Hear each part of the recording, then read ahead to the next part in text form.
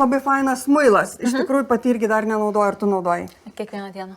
Ir kaip tau? Man labiau patinka kietas muilas negu skystas dušo gelis.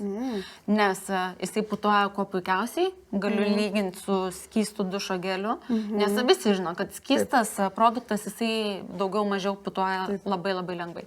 Šitas irgi putoja. Ir kas man patinka, kad labai minkštas, su juo galima, kadangi aliejų sudėtis, galima drąsiai jautresnės kūno dalis prausti, ar ne? Jisai negriaužia akių, nepalieka netgi tokio keisto skonio burnoj. Ir kas labai labai fainiai, kad spalva sudaryta iš kakavos miltelių ir lašelio aktyvuotas anglies. Super. Tai reiškia visiškai natūralus produktas. Ir tai dar yra patogu, kad mes galime jį pakabinti. Tai bet kas fainiai, kad pakabinus duše nesiterlioja, plus jisai nenukrenta ant žemės ir kitas dalykas